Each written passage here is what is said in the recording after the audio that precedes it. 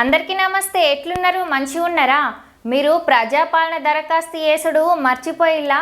ఇక మాకు ration card రాదు, 500కే గ్యాస్ రాదు, ఫ్రీ కరెంట్ ఉండదు అని గుబ్బులు పడుతున్నారా?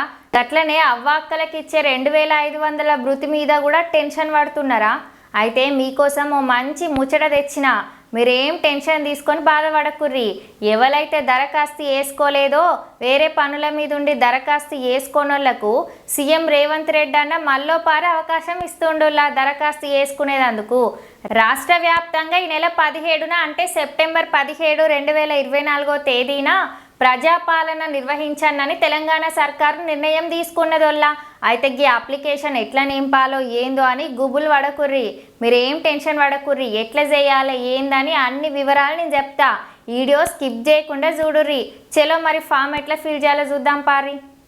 ముందుగా ఇక్కడ కుటుంబ వివరాలు అంటే దరఖాస్తుదారు వివరాలు మనం ఇక్కడ ఫిల్ చేయాలి.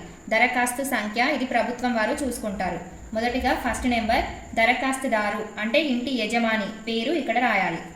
రెండవది స్త్రీయా పురుషుడా ఇతరుల ఏది అయితే అది టిక్ చేయాలి. మూడవది క్యాస్ట్ ఎస్సీయా ఎస్టీయా బీసీయా మైనారిటీయా ఇతరుల ఇందులో ఏది అయితే అది టిక్ చేయండి. ఎస్సీ ఎస్టీ బీసీ మైనారిటీ ఇందులో ఏది కాకపోయినా ఇతరుల దగ్గర టిక్ చేయాలి. నాలుగవది పుట్టిన తేదీ వాళ్ళ డేట్ ఆఫ్ బర్త్ ఇందులో ఫిల్ చేయాలి. ఐదవది ఆధార్ నెంబరు మీ 12 అంకెల గల ఆధార్ నెంబర్ని ఇందులో ఫిల్ చేయాలి. ఆరవది రేషన్ కార్డు నెంబరు 12 అంకెల గల రేషన్ కార్డు నెంబర్ని ఇందులో ఫిల్ చేయాలి. అంటే ఇంటి యజమాని పేరు రేషన్ కార్డు నెంబర్ ఇందులో ఫిల్ చేయాలి. ఏడవది మొబైల్ నెంబరు. ఎనిమిదవది వృత్తి వాళ్ళు ఏ పని అయితే చేస్తారో ఆ పని అంటే వ్యవసాయమా కూలియా లేకపోతే ప్రైవేట్ జాబ్సా ఏదైతే అది ఇక్కడ ఫిల్ చేయండి.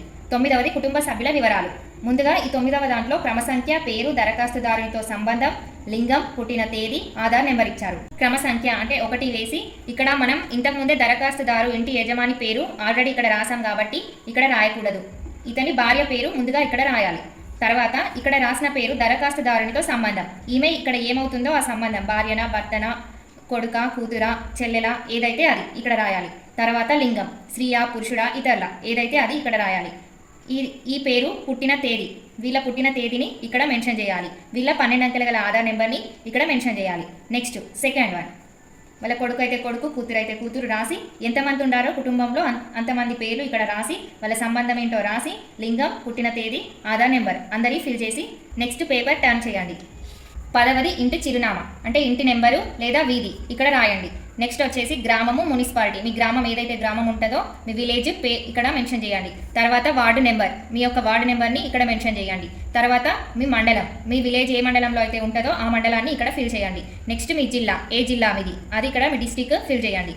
నెక్స్ట్ వచ్చేసి అభయహస్తం గ్యారంటీ పథకాలు లబ్ధి పొందడానికి వివరాలు ఇవి ఫిల్ చేయాలి. ఇప్పుడు మీరు ఈ ఫామ్ని ఈ అభయహస్తం గ్యారంటీ పథకాల కోసమే ఫిల్ చేస్తున్నారు కాబట్టి ఇవి చాలా జాగ్రత్తగా ఫిల్ చేయాలి. మొదట మహాలక్ష్మి పథకం కోసం ప్రతి నెల 2500 ఆర్థిక సహాయం పొందడం కోసం ఇక్కడ టిక్ మార్క్ చేయండి. రెండవది 500కు గ్యాస్ సిలిండర్ పొందడానికి ఇక్కడ టిక్ చేయండి. తర్వాత గ్యాస్ కనెక్షన్ నెంబర్ మీ యొక్క గ్యాస్ కనెక్షన్ నెంబర్ని ఇందులో రాయండి. నెక్స్ట్ సరఫరా చేస్తున్న కంపెనీ పేరు ఏ కంపెనీ నుండి మీరు గ్యాస్ తీసుకుంటున్నారో ఆ కంపెనీ పేరు ఇక్కడ రాయండి. సంవత్సరానికి వినియోగిస్తున్న గ్యాస్ సిలిండర్ల సంఖ్య మీరు సంవత్సరానికి ఎన్ని గ్యాస్లు అయితే వినియోగిస్తున్నారో 1, 2, 3 ఎన్ని అయితే అన్ని సంఖ్య ఇక్కడ ఫామ్లో ఫిల్ చేయండి. తర్వాత రైతు భరోసా పథకం రైతులకు ప్రతి ఏటా ఎకరానికి 15,000 పొందడానికి మీరు రైతా కౌలు రైతా ఏదైతే అది టిక్ మార్క్ చేయండి. తర్వాత పట్టాదారు పాసు పుస్తకం నెంబర్లు మీరు ఒకవేళ రైతు అయితే పట్టాదారు పాస్ పుస్తకం నెంబర్లు ఉంటాయి కదా అవి ఇక్కడ ఫిల్ చేయండి. సాగు చేస్తున్న భూమి వివరాలు అంటే సర్వే నెంబరు విస్తీర్ణం ఆ వివరాలు ఇందులో ఫిల్ చేయండి. రెండవది వ్యవసాయ కూలీలకు ఏటా 12,000 కావాలంటే మీరు ఇక్కడ టిక్ మార్క్ పెట్టండి. ఉపాధి హామీ కార్డు నెంబరు మీరు ఒకవేళ వ్యవసాయ కూలీలు అయితే మీ ఉపాధి హామీ కార్డు నెంబర్ని ఇందులో ఫిల్ చేయాలి. తర్వాత ఇందిరమ్మ ఇండ్ల పథకం కోసం ఇల్లు లేని అర్హులైన కుటుంబానికి ఇంటి నిర్మాణానికి ఆర్థిక సహాయం పొందడానికి ఇక్కడ టిక్ చేయండి. రెండవది అమరవీరులు మరియు ఉద్యమకారులకు 250 చదరపు గజాల ఇంటి స్థలం కొరకు అమరవీరుల కుటుంబం అయితే ఇక్కడ టిక్ చేయండి. అమరవీరుల పేరు అమరవీరులు ఎవరైతే ఉన్నారో వాళ్ళ పేరు ఇక్కడ ఫామ్లో ఫిల్ చేయాలి. తర్వాత వారు అమరులైన సంవత్సరం ఏ సంవత్సరంలో అయితే అమరులయ్యారో ఆ సంవత్సరం ఇక్కడ ఫామ్లో ఫిల్ చేయండి. వారి FIR నెంబర్ ఇక్కడ ఫిల్ చేయండి. డెత్ సర్టిఫికేట్ నెంబర్ ఇక్కడ ఫిల్ చేయండి. రెండవది తెలంగాణ ఉద్యమంలో పాల్గొన్నారా ఒకవేళ పాల్గొన్నట్టయితే అవును అని టిక్ చేయండి. లేదు అంటే కాదు అని టిక్ చేయండి. అయినచో సంబంధిత FIR నెంబరు మరియు సంవత్సరం ఈ డాష్లో ఫిల్ చేయాలి. ఒకవేళ జైలుకు వెళ్ళినచో వాటి వివరాలు జైలు పేరు ఆ స్థలం, శిక్ష సంబంధిత వివరాలు, శిక్ష కాలం, ఎంత కాలం అయితే అందులో ఉన్నారో జైల్లో ఆ కాలాన్ని ఇందులో ఫిల్ చేయండి. నెక్స్ట్ 3వ పేపర్ చూద్దాం.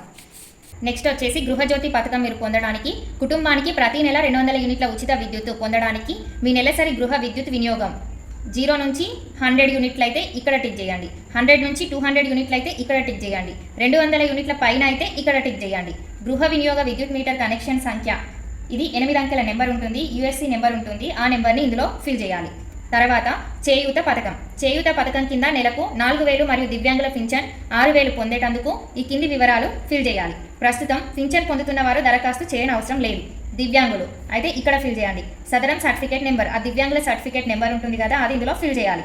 ఇతరులు అంటే వృద్ధాప్యమ, గీత కార్మికులు, డయాలిసిస్ బాధితులు, బీడీ కార్మికుల జీవనభృతి, ఒంటరి మహిళ జీవనభృతి, వితంతు, చేనేత కార్మికులు, ఎయిడ్స్ వ్యాధిగ్రస్తులు, ఫైలేరియా బాధితులు, బీడీ టేకేదారు జీవనభృతి. తర్వాత పేపర్ టర్న్ చేసి ఇక్కడ జతపరచవలసిన ప్రతులు 1 ఆధార్ కార్డు జిరాక్స్, తెల్ల రేషన్ కార్డు జిరాక్స్, పైన సమర్పించిన వివరాలన్నీ వాస్తవమని ధృవీకరిస్తున్నాను అని తెలిపినట్టు మీరు ఇక్కడ సంతకం పెడితే ఆ సంతకం వేలిముద్ర లేదా సైన్ అయినా చేయొచ్చు. ఆ రోజు ఫామ్ ఫిల్ చేసిన రోజు మీ పేరు, తేదీ, ఏ రోజైతే ఫామ్ ఫిల్ చేస్తారో ఆ తేదీని ఇక్కడ సబ్మిట్ చేయండి. ప్రగతి పథం, సకల జనహితం, మన ప్రజాప్రభుత్వం అని ఇక్కడ ఒకటి ప్రజాపాలన దరఖాస్తు రసీదు అని ఇక్కడ ఉంటుంది. ఇందులో మీరు ఏం ఫిల్ చేయొద్దు, ప్రభుత్వం వారే ఇది చూసుకుంటారు. వాళ్ళు ఇక్కడ దరఖాస్తు సంఖ్య వేసి ఇందులో ఫామ్ ఫిల్ చేసి ఈ దరఖాస్తు రసీదు మీకు ఇస్తారు. ఇంతటితో మీ ప్రజాపాలన అప్లికేషన్ ఫామ్ అయిపోయినట్టు. గిదుల్లా గియాటి ముచ్చట గీ అప్లికేషన్ నింపుడ్లా ఏమన్నా డౌట్లు గిట్లు ఉంటే కింద కామెంట్ బాక్స్లో అడుగుర్రి, అందరికీ జవాబులు ఇస్తా. మీకు కనుక ఈ వీడియో నచ్చినట్టయితే శ్రీజక్క ఛానల్ని సబ్స్క్రైబ్ చేసి గంట సింబల్ నొక్కుల్లి. ఇక ఉంటా మళ్ళా.